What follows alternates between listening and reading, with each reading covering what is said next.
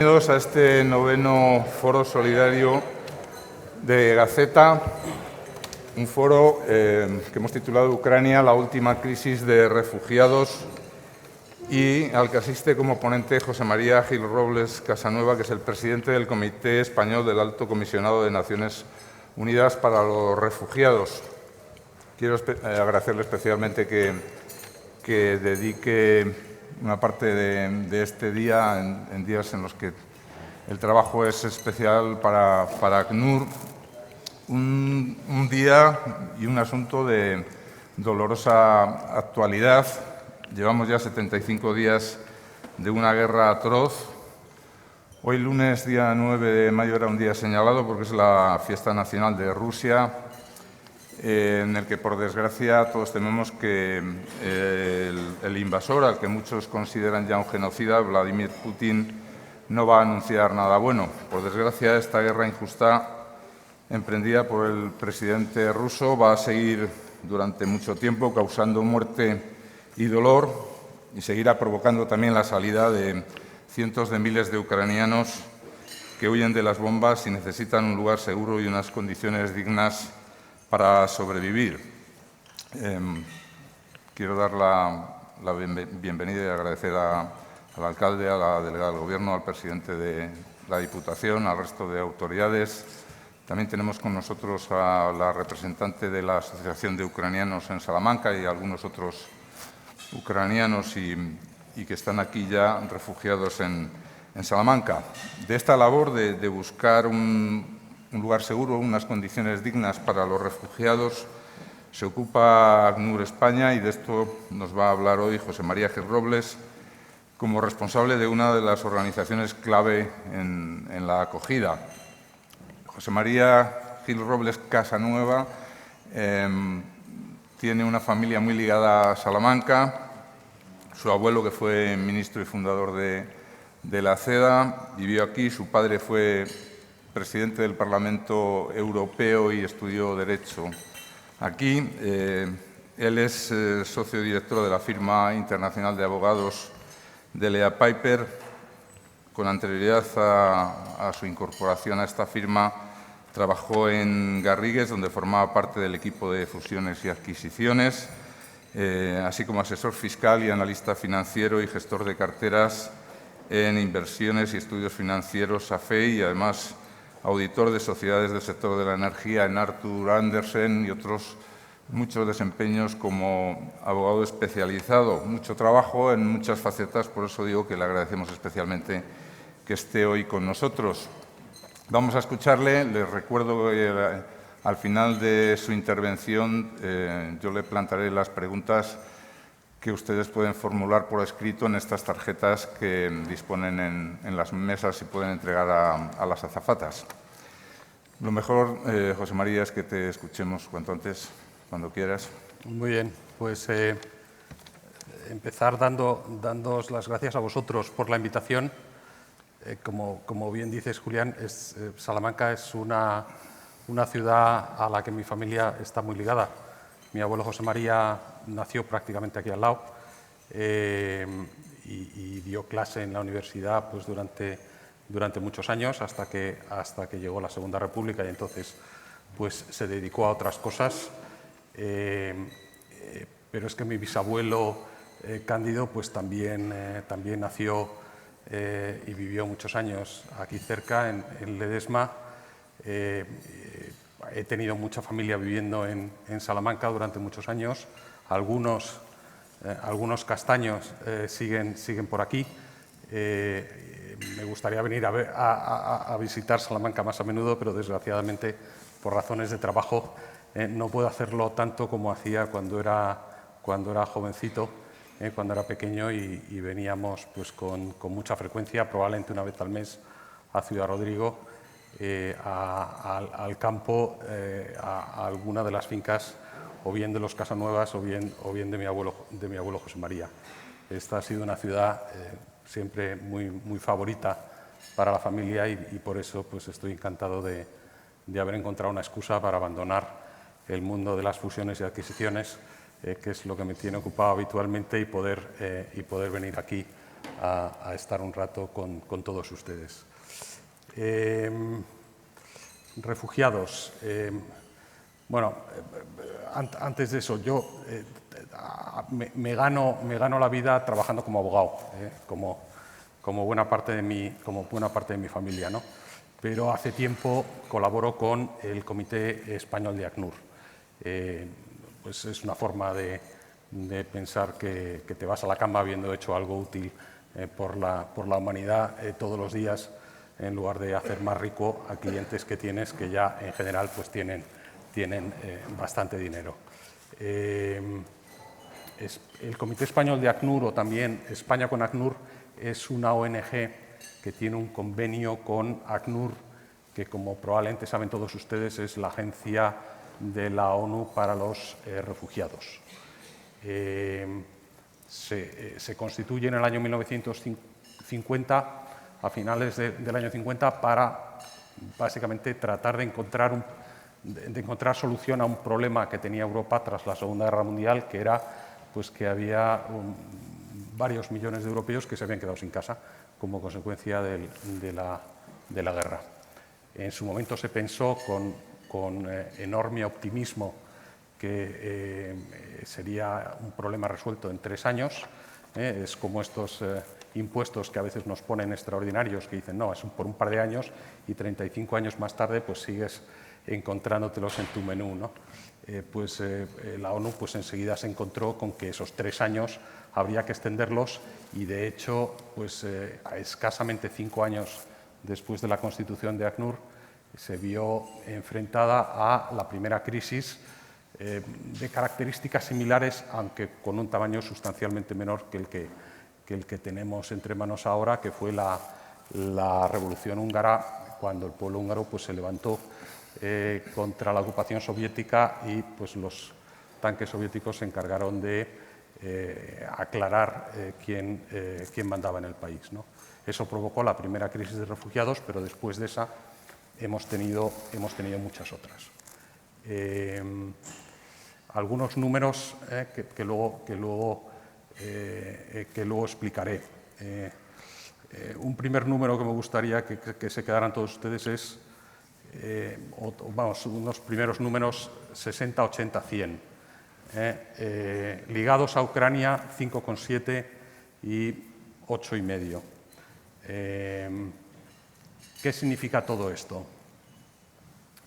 Cuando yo empecé a colaborar con ACNUR hace tampoco tanto tiempo, igual 6, 7 años, el número de desplazados forzosos que había en el mundo era 60 millones. Desplazados forzosos pertenecen en principio a 2 categorías principales, la del refugiado y la del desplazado forzoso en general. Para que entiendan ustedes la diferencia, refugiado es el señor que ha tenido que huir de su casa en Kiev ante el inicio del conflicto y ahora mismo se encuentra aquí en Salamanca, en Polonia o en cualquier lugar fuera de la propia Ucrania. Desplazado forzoso es su vecino del primero en Kiev, que cogió el coche al mismo tiempo, no ha salido todavía de Ucrania, pero está fuera de su casa, con temor a volver por lo que pueda ocurrirle. Esas personas pueden estar asentadas de forma permanente en algún punto en Ucrania, a la espera de que este conflicto se resuelva y puedan volver a sus casas, o puede estar sencillamente de camino hacia Polonia para cruzar la frontera e instalarse de manera temporal, que eso es lo que en realidad suelen querer todos los refugiados, hasta que, que pueda volver a su casa, ¿no? Hasta que no sale hasta que no cruza la frontera, tiene estatus de desplazado forzoso. Una vez cruza la frontera, tiene estatus de refugiado. En ambos casos, la situación de las personas afectadas es un drama, como todos ustedes pueden imaginar. Son personas que, en la mayor parte de los casos, pues de repente un día han visto cocinarse un conflicto, han visto iniciarse ese conflicto, inicialmente lejos, luego más cerca, y ha habido un momento en el que han llegado a la conclusión de que tienen que salir corriendo de sus casas, con una maleta de mano porque no da para más. A primera decisión, en esa media hora que tienes para salir corriendo de tu casa, ¿qué metes en esa maleta? Que metes las escrituras de la casa y otros papeles que demuestren lo que estás dejando atrás, metes ropa, metes medicinas, tratas de meterlo todo. Es la situación a la que se enfrentan todas esas personas que un día se ven obligadas a salir de su casa. En el caso de Ucrania, además, como han reflejado correctamente todos los medios, el drama adicional que se produce es se acercan a la frontera y en la frontera pues, parte de la familia cruza, parte de la familia no puede cruzar. Y eso ocurre, pues es lo que ha venido ocurriendo a todas las familias que tienen varones entre 18 y 60 años. Y hay historias que a la gente, vamos, a todos nos ponen los pelos de punta, ¿no? Como decía Julián, yo trabajo en un despacho anglosajón que se llama DLA Piper.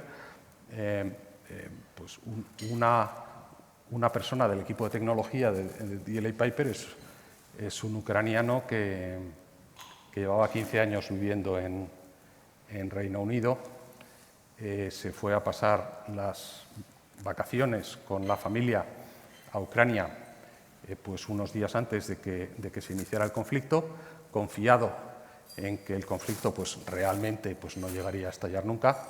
Estalló, la familia a duras penas ha logrado salir del país, él se ha tenido que quedar. Llevaba 15 años viviendo fuera de Ucrania, pero al llegar a la frontera le han dicho, pues se siente muchísimo, pero te vas a quedar aquí, te meteremos en un autobús, ya te llevaremos a algún sitio donde te vamos a dar pues, instrucción militar, porque necesitamos a todos los varones en edad de luchar pues, para poder hacer frente a esto que tenemos entre manos, ¿no? ¿Cuál es la situación ahora mismo en Ucrania en cuanto a número de refugiados y desplazados forzosos?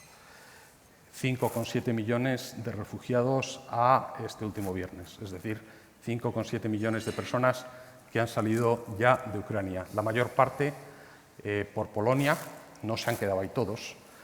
Polonia ha recibido aproximadamente 3,1 millón de personas,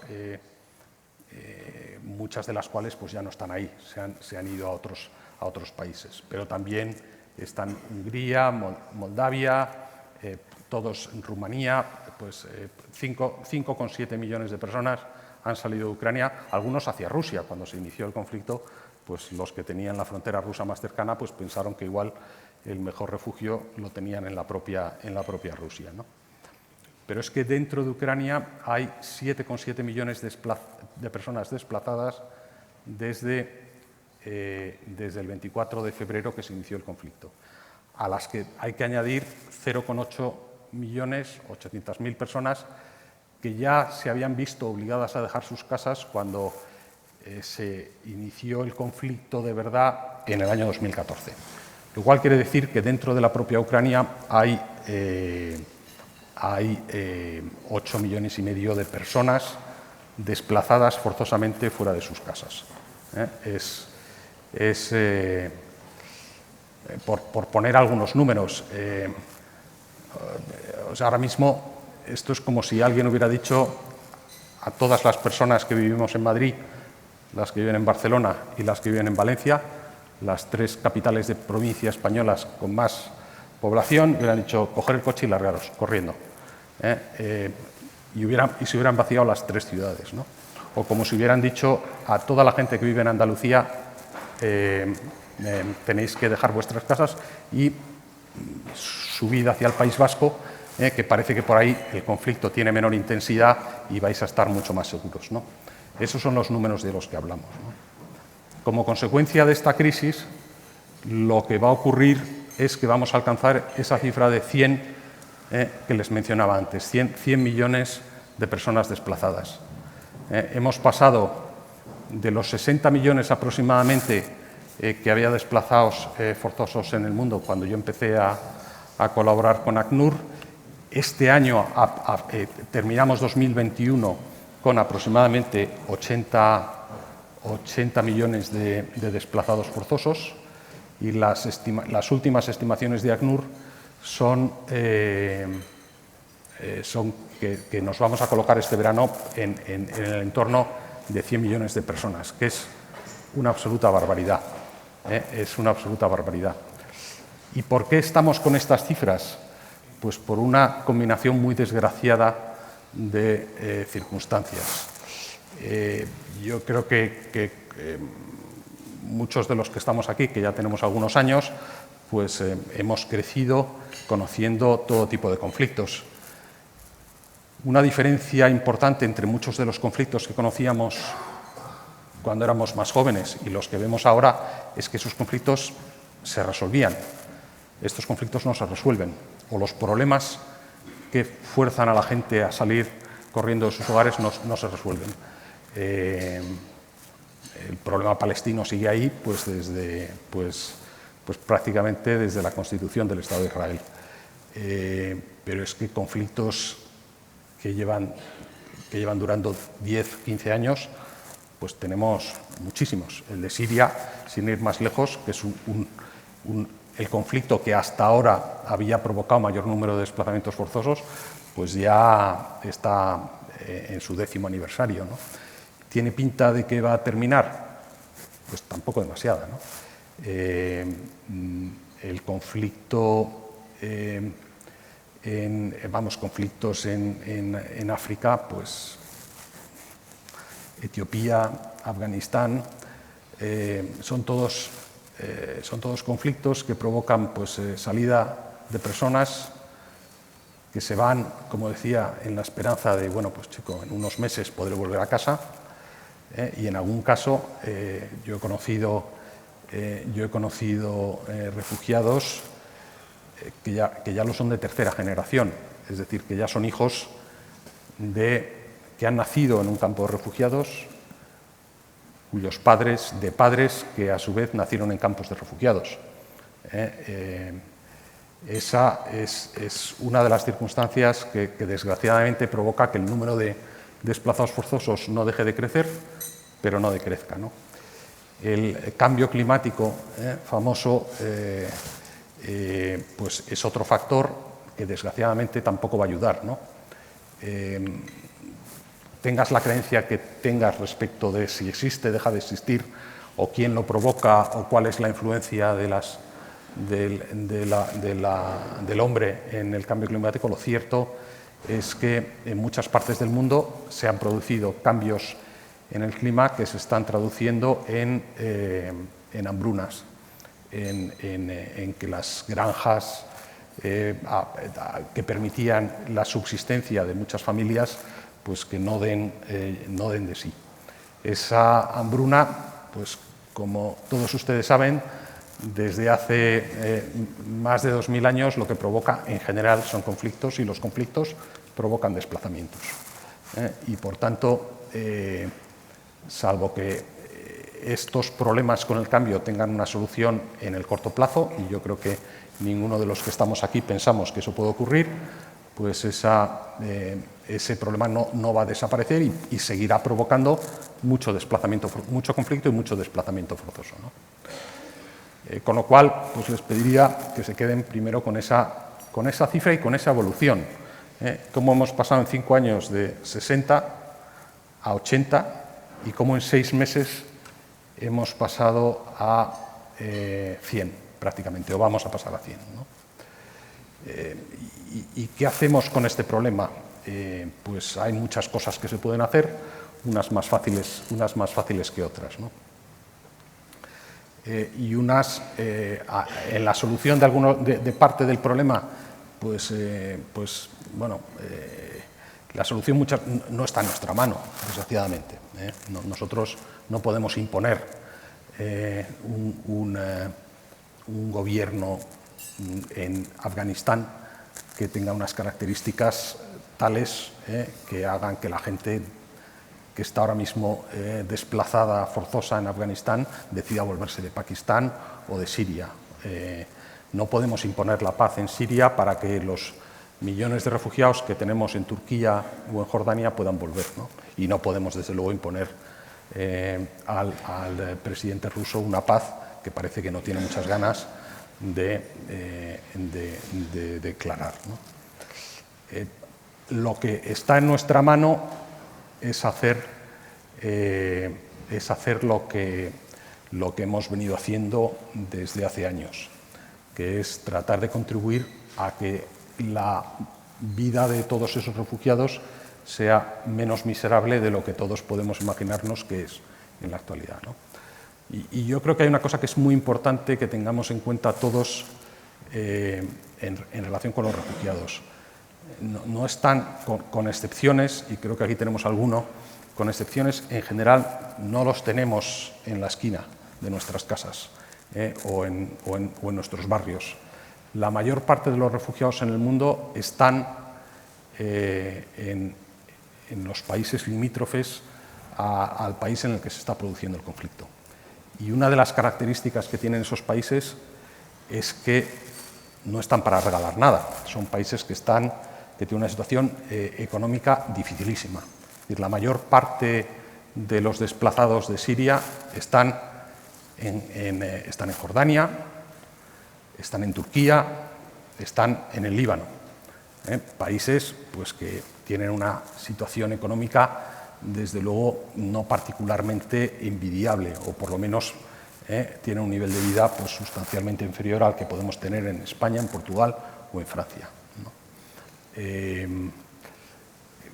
Muchos de esos refugiados se instalan ahí, en esas fronteras, esperando volver, y si la esperanza es en 6 meses he podido volver a mi casa, bueno, pues lo único que te tienes que preocupar es probablemente por darles alimento y cuidar que su salud no se deteriore.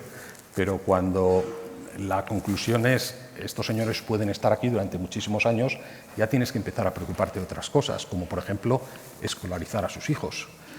O tienes que preocuparte de permitirles ganarse la vida, porque claro,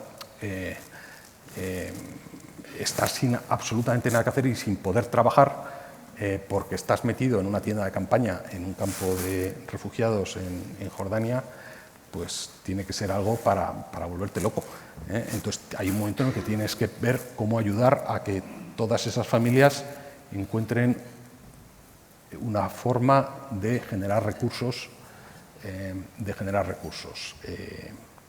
Entonces, ¿qué hace ACNUR? Lo que hace ACNUR es básicamente invertir el dinero que consigue de gobiernos y de la sociedad civil, y luego volveré a ello, en varias cosas, dependiendo de cuáles sean las necesidades de los refugiados en cuestión.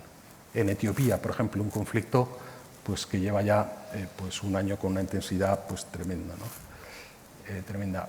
¿Qué hace ACNUR? Pues tiene, básicamente a través de un par de campos de refugiados, se ocupa de dar cobijo, tratar de alimentar y tratar, porque no siempre puedes llevar alimentos al campo de refugiados en cuestión, por razones de diverso tipo, y se encarga de coordinar con otras ONGs que están en el terreno, pues esa vida, que esos refugiados que están en ese campo tengan una vida que cada día se parezca un poco más a la vida que dejaron atrás, en términos de poder hacer algo, mandar a sus hijos a un colegio y pues atender los nuevos nacimientos y las nuevas llegadas, ¿no? En el caso de refugiados que están en países como puede ser Etiopía, lo que se hace principalmente es, ¿qué hace ACNUR? Pues lleva esos alimentos, lleva tiendas de campaña, lleva mantas, lleva pues, placas de cemento, por ejemplo, en Afganistán, para poner en el suelo y aislar el suelo de las tiendas, donde se instalan las tiendas, de una temperatura que en invierno puede ser de 12-15 grados bajo cero, pues hace eso. ¿Qué está haciendo en Ucrania? Pues depende de si estás hablando de dentro de Ucrania o de fuera. Dentro de Ucrania lo que está haciendo o intentando hacer ACNUR, porque por causa del conflicto pues a veces no puedes acceder a determinadas zonas, lo que está intentando hacer es llevar suministros básicos a las personas que se encuentran desplazadas o que pueden verse obligadas a salir de sus casas. Mantas, ropa de abrigo, en algún caso alimento, porque pues, en muchos casos pues los supermercados han echado la persiana o ya no reciben suministros, y entonces a la gente pues hay que llevarle alimento. En Polonia, en cambio, la función de ACNUR es otra. Es ayudar en lo que podríamos llamar la recepción de los refugiados. Es ayudar a los gobiernos de los alrededores de Ucrania a recepcionar, registrar a los refugiados, en algunos casos darles algún material básico, ropa, mantas,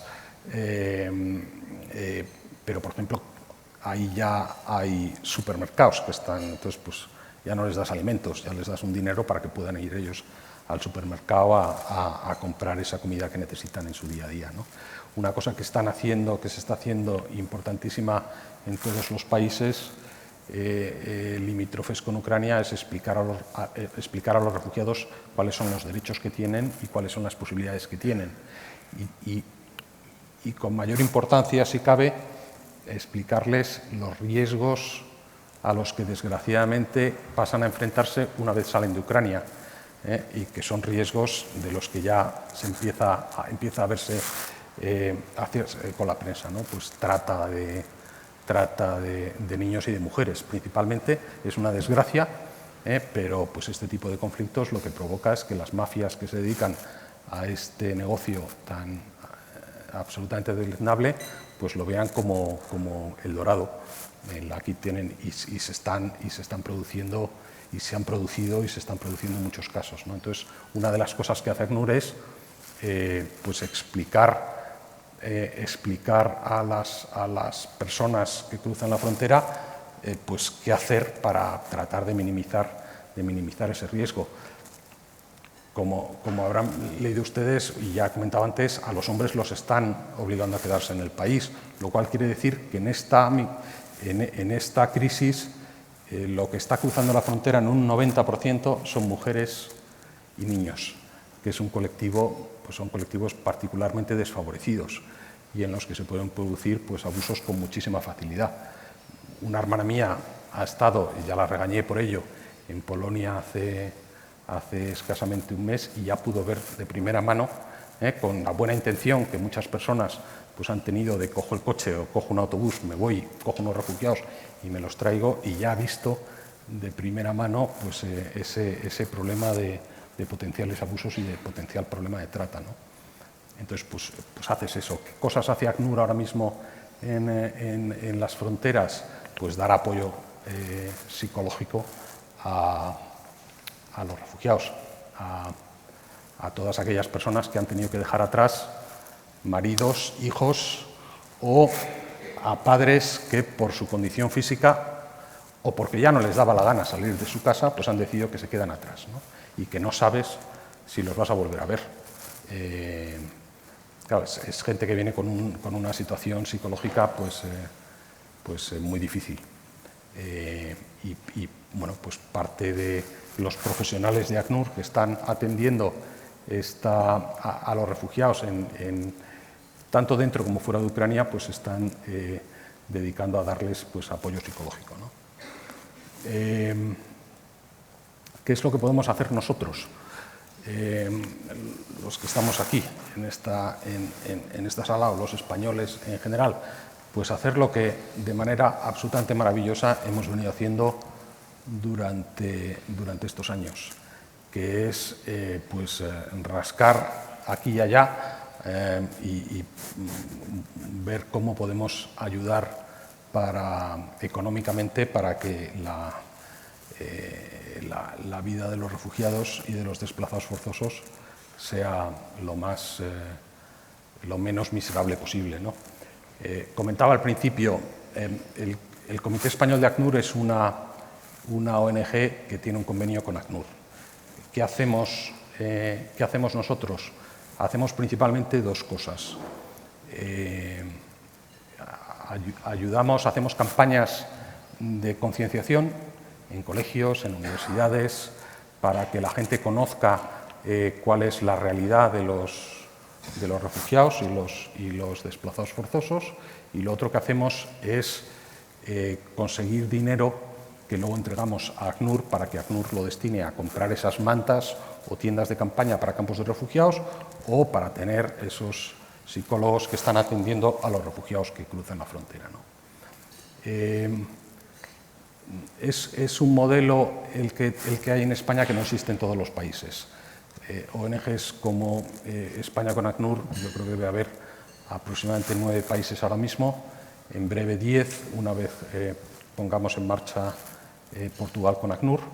En la mayor parte de los países lo que tiene ACNUR es un representante en cada país, en España también lo tiene, que es el que pues, interactúa con el gobierno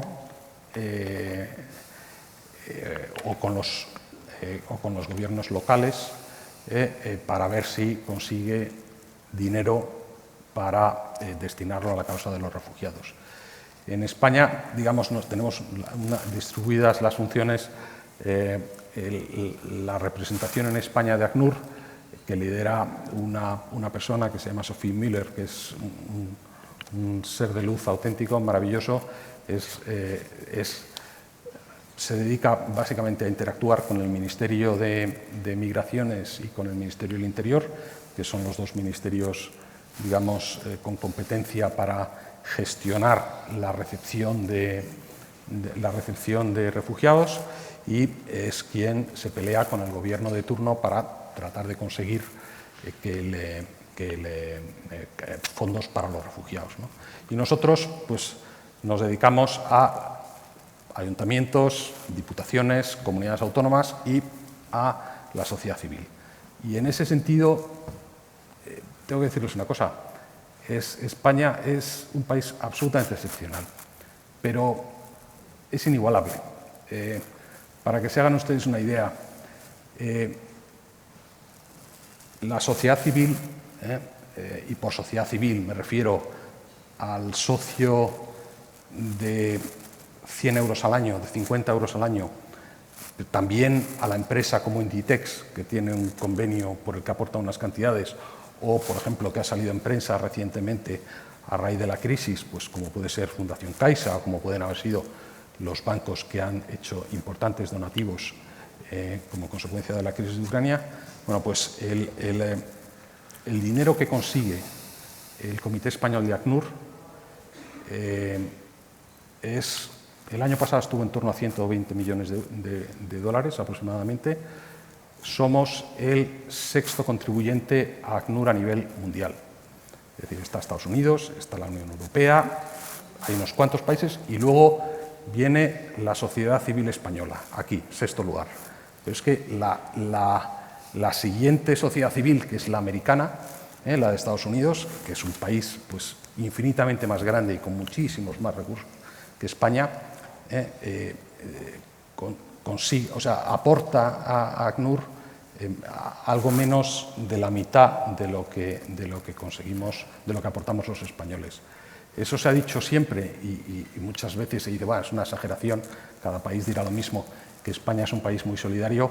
Yo les tengo que decir, desde luego mi experiencia es así, es un país en ese sentido del que nos tenemos que sentir todos enormemente orgullosos. Hay pocos países tan solidarios y tan generosos como el español, porque además esos 120 millones de dólares no se consiguen con donativos de 10 millones de euros, alguno hay, uno, o de 1 millón de euros, tenemos dos. Se consiguen en general pues con lo que podríamos llamar microdonativos, es cantidades que pagan pues personas que en muchos casos tienen dificultad para llegar a fin de mes, pero que tienen la percepción o la certeza de que siempre hay personas que lo están pasando peor que tú, y pues parte de ser un buen ser humano es pues dedicar una parte de lo poco que tienes a ayudarles, ¿no? No sé si es la educación católica que hemos recibido todos, pero hay otros países igual de católicos o más probablemente que España que no tienen esta solidaridad tan impregnando de esta manera tan fuerte el ADN como tiene la sociedad española, ¿no? Entonces, ¿qué es lo que, y ya yo creo que voy a terminar porque debo haber consumido mi tiempo de largo, ¿qué es lo que tenemos que hacer? Pues seguir así, seguir así. Las estimaciones de ACNUR es que de aquí a diciembre de este año los países limítrofes y la propia Ucrania van a necesitar del entorno a 3.000 millones de euros. Luego vendrá la reconstrucción de Ucrania, que eso pues no sabemos lo que va a durar. Hoy había un artículo en El Confidencial que explicaba la devastación que está sufriendo el país y era atroz, ¿no? Entonces, es que aunque hoy el presidente ruso declarara victoria y pudiera, que ojalá fuera lo que hiciera, pero no está ni muchísimo menos claro que vaya a ser así, es que aunque hoy declarara victoria, esos 12, 14 millones de ucranianos que están fuera del país o desplazados forzosos dentro del país van a tardar muchos años en poder volver a su país y no podemos dejarles tirados, tenemos que ayudarles. Entonces, pues eso es lo que quería trasladarles y a su disposición para cualquier pregunta que puedan tener. Muchas gracias. Muchas gracias.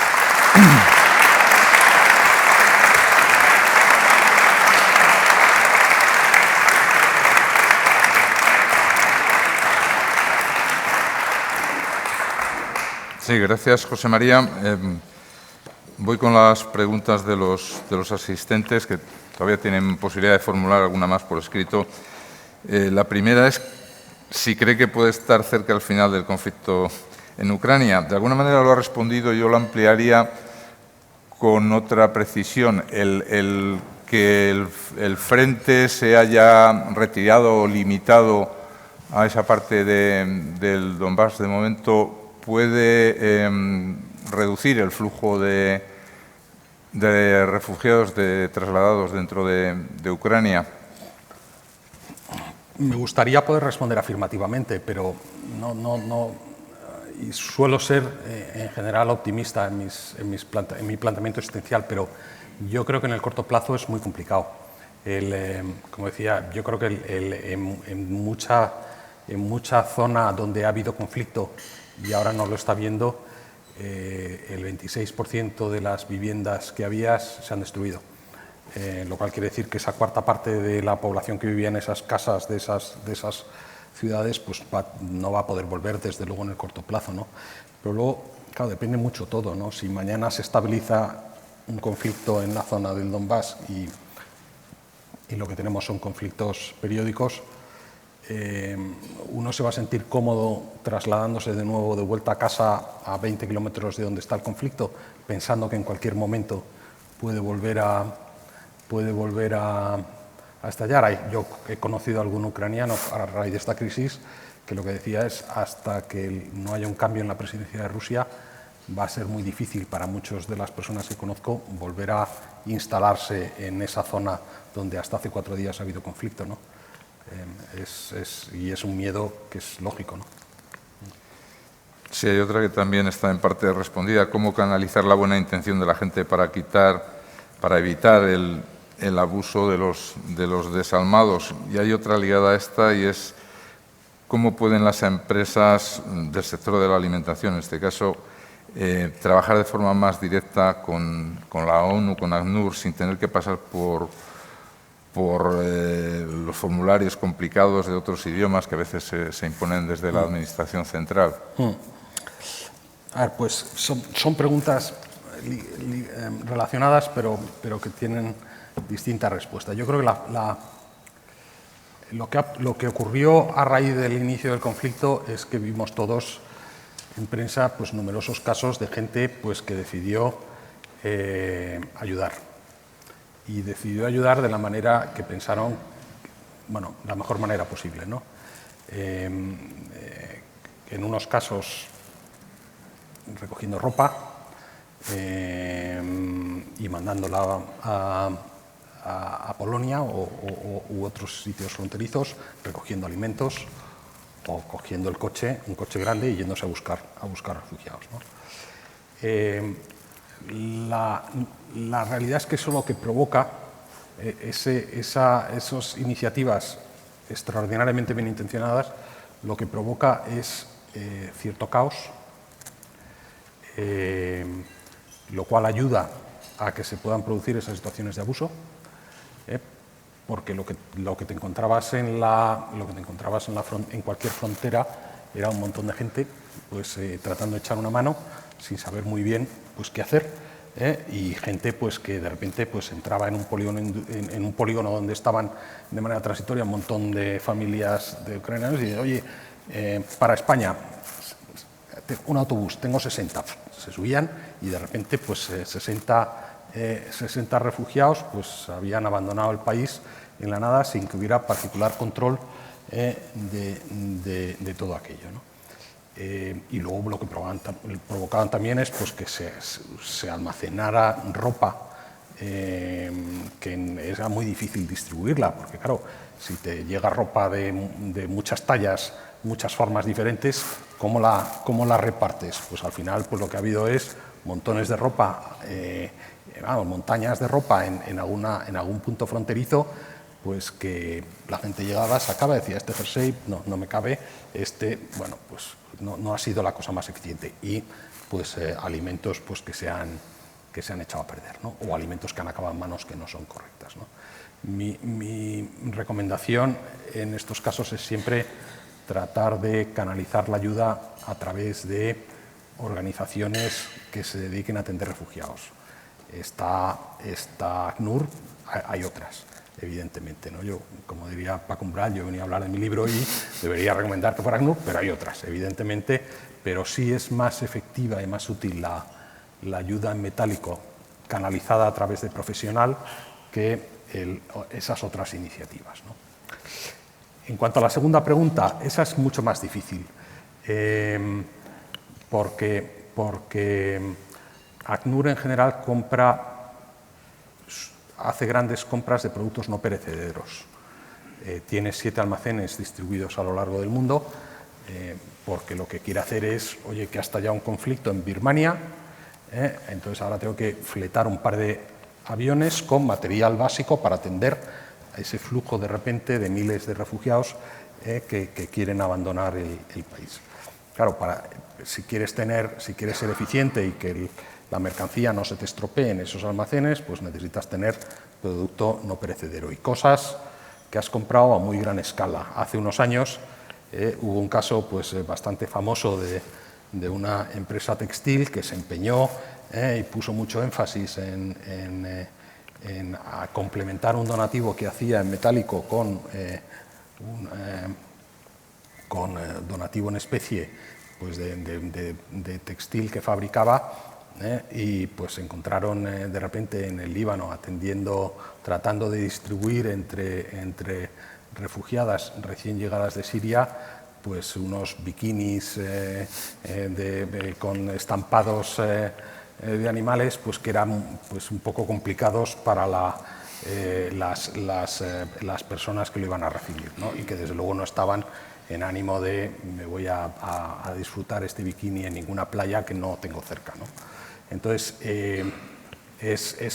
los donativos en especie o el suministro son complicados por eso. Esa situación de desorden, de descontrol en la frontera, también con voluntarios, por supuesto, bien intencionados, muchos de ellos, ¿se ha terminado? ¿Está todo organizado? ¿Sigue habiendo todavía caos ahí? Bueno, yo creo que ha pasado ese primer momento de aquí estamos, nos hemos presentado 100.000 a ver cómo echamos una mano, porque pues, la gente pues, al final no puede dejar sus vidas. Y me voy para allá y estoy un mes y pico en Polonia tratando de ayudar a refugiados, eso acaba quedando en manos de la gente que se dedica profesionalmente a eso, ¿no? Entonces, algo de caos inevitablemente hay, porque es que estamos hablando de que han salido, es que hay puntos en Polonia de los que salían 10, 20.000 personas al día. Procesar eso es realmente complicado, ¿no? Pero la mayor parte del caos ya ha desaparecido. ¿Ha sido el mayor movimiento de la historia en tan poco tiempo? Sin duda, sin duda. Porque estamos hablando de cantidades de desplazados semejantes a Siria, pero en un periodo de tiempo mucho más corto. En un periodo muchísimo más corto, muchísimo más corto. Sí, preguntan aquí cómo es la colaboración que tiene ACNUR a nivel local con los ayuntamientos y cómo pueden las ONGs locales de aquí de Salamanca trabajar directamente con ACNUR. Pues con los ayuntamientos la colaboración es, yo diría, igual que con las diputaciones o con las comunidades autónomas, es mejorable, ¿eh? Es decir, yo creo que hay, y depende, hay ayuntamientos pues, que siempre han estado ahí y siempre han ayudado, y hay otros ayuntamientos que son más, lo hacen de manera más esporádica y en función de cómo estén de recursos en ese momento, ¿no? Pues evidentemente toda ayuda debe agradecerse y como digo, hay ayuntamientos pues, que han tenido un comportamiento fantástico desde hace muchísimos años, ¿no? Hay ayuntamientos que además de dar dinero lo que han hecho es tratar de apoyar iniciativas que faciliten la recepción de refugiados en el término municipal, ¿no? Ahí fueron pioneros varios ayuntamientos en el País Vasco y en Navarra y en Valencia ha habido alguno, pues lo que hacen es tratar de crear, digamos, una especie de ecosistema que facilite pues, que si vienen 2 familias de refugiados de Ucrania o de Siria, pues que tengan un grupo de personas que se ocupen de su día a día, de que no estén solos, de explicarles las costumbres de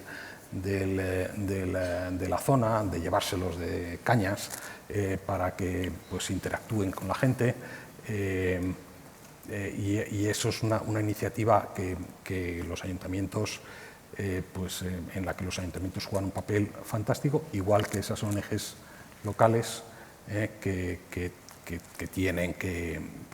que son, digamos, punta de lanza en este tipo de ayudas.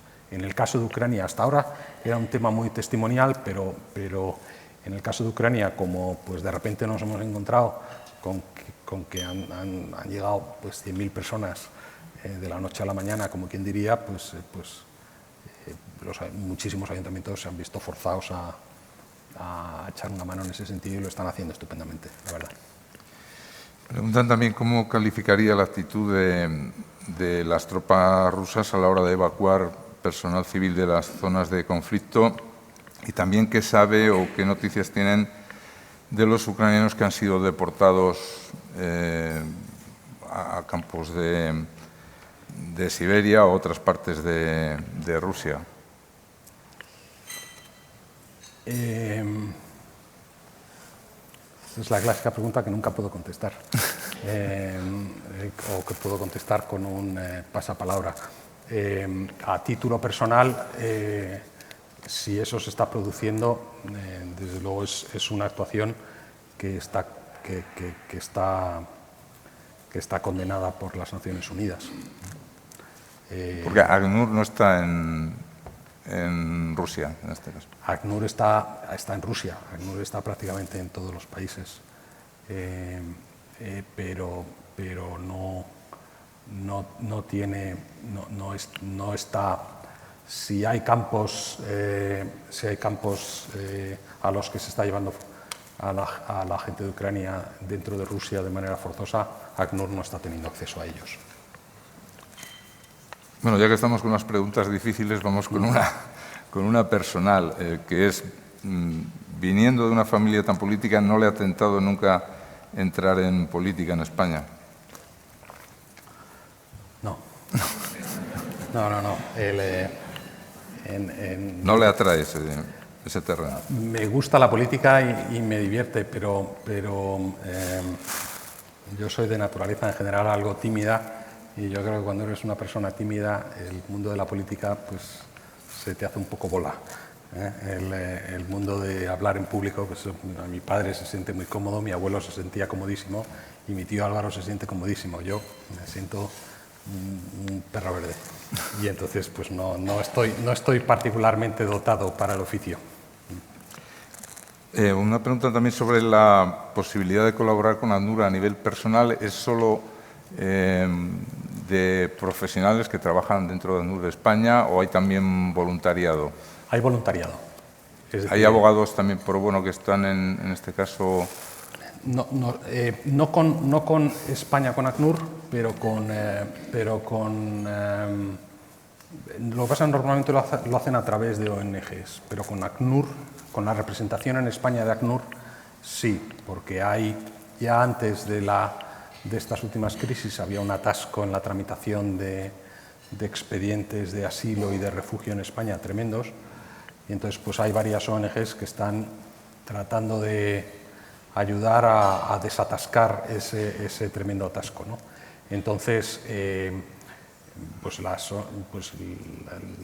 estas ONGs y la propia representación en España de ACNUR pues aceptan desde luego gustosos la colaboración de abogados pro bono o de otro tipo de ayuda. En ACNUR nosotros tenemos, en el Comité Español de ACNUR tenemos un grupo variable de personas, pero diría que en torno a 50 personas que colaboran simplemente, muchas de ellas con algo que además de sus aportaciones de fondos, dedican tiempo a participar en las campañas de concienciación que comentaba antes o a colaborar con cualquier acto que celebre ACNUR. Y simplemente ponen su tiempo, entusiasmo y energía. Sí, esta invasión de Ucrania ha supuesto un punto de inflexión, pero había de antes un movimiento de endurecimiento de las condiciones para aceptar refugiados en Europa. Gran Bretaña es el último país que tenía prevista una legislación que endurecía bastante las condiciones para ser aceptado como refugiado, pero también otros países de Centro Europa parece que estaban en ese camino. ¿Es un peligro que ha desaparecido con esta crisis o está latente? Me gustaría pensar que ha desaparecido, pero no me atrevo a dar una respuesta del todo positiva. Es verdad que antes de esta crisis, yo creo que antes de la crisis de Afganistán, pues había una actitud un poquito rácana por parte de algunos países en Europa, y te diría por parte de algunos países, probablemente la mayor parte de los países europeos pues tenían ciertas reservas a la hora de aceptar refugiados en su suelo. Alemania y Suecia fueron una gran excepción en el momento, cuando se produjo la crisis de Siria, pero a partir de ahí la tendencia ha sido más bien a plegar velas y espérate, que esto nos crea un montón de problemas, internos, ¿no? y tiene unos efectos colaterales complicados, ¿no? Yo creo que con Afganistán ya se percibió por parte de Occidente una posición un poco más amable, quizás es el cargo de conciencia que teníamos por lo que habíamos dejado ahí, y con Ucrania yo creo la reacción de la Unión Europea ha sido rápida, ha sido generosa, y sería fantástico que se mantuviera así en el tiempo. ¿Va a ser así? Pues depende de muchísimos factores, pero hombre, yo quiero ser optimista. Yo creo que yo creo que desde luego este espíritu lo vamos a mantener durante por lo menos muchos meses. Preguntan también si hay alguna previsión sobre cuántos ucranianos refugiados en España no volverán nunca a su país, es decir, que pueden quedarse aquí durante mucho tiempo. Es difícil saberlo, pero yo asumiría, desde luego, como caso base, que probablemente un 80% no tengan grandes incentivos para volver. Primero tiene que reconstruirse su país y luego tendrán que ver qué oportunidades tienen, ¿no?, en su país. Y yo creo que la gente al final toma este tipo de decisiones, como es lógico, un poco con la tripa, ¿no? Es decir, voy a poder dar de comer a mi familia allí o aquí. Si aquí tienes la cosa más o menos solucionada, pues tienes que tener mucha morriña para pensar, ahora me vuelvo a Ucrania, ¿no? Pero es difícil. O sea, yo asumiría que una parte importante se quedará aquí. Bien, vamos con las últimas preguntas. Una dice, el presidente de Ucrania está condenando, criticando y denunciando que Rusia está cometiendo crímenes de guerra. ¿Los testimonios de los refugiados que conoce confirman esta afirmación?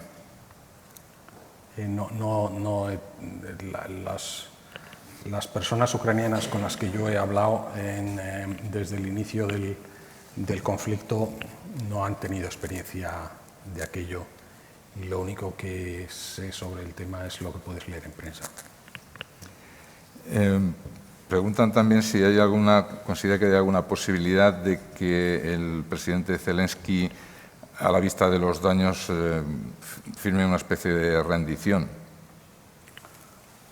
No tengo... Suele hacer ya de adivino respecto al futuro, ¿no? No tengo ni idea. He escuchado a mucha gente decir que debería ser así.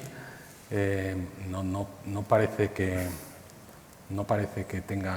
de momento se den las condiciones para ello. Como te comentaba, pues, a los pocos días de iniciarse el conflicto, pues me invitaron a participar en un programa en Telecinco y que en el que participaba también una persona, una mujer ucraniana, una traductora que llevaba muchos años en Madrid viviendo, y mientras esperábamos a que nos dieran paso al plató hablábamos y me sorprendía que comentaba pues con absoluto convencimiento que Ucrania iba a ganar el conflicto. Y yo, pues tratando de ser amable y de no ser un aguafiestas, pues no le dije lo que pensaba en aquel momento, y creo que pensábamos casi todos, que era, chica, la semana que viene esto está resuelto, ¿no? Lo cierto es que ella tenía mucha más razón que yo en ese punto, ¿no? Desde luego aquello no ha sido lo que la gente asumía que iba a ser, ¿no?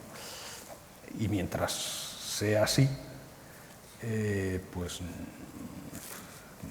es difícil pensar que tengas ganas de sentarte y decir, ahora te cedo el 20% de mi territorio a cambio de una paz, que, bueno, que no lo sé, pero no lo sé. Pues muchas gracias, José María, por tu ejemplo, por tu aportación, por habernos dedicado este tiempo en este foro solidario de Gaceta. Creo que merece un buen aplauso. Muchas gracias.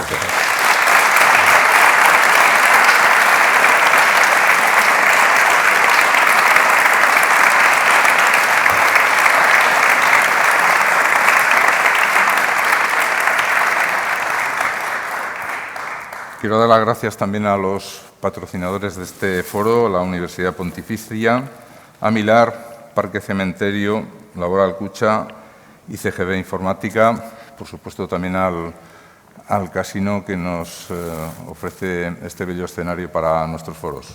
Muchas gracias y buen día a todos. Bueno, pues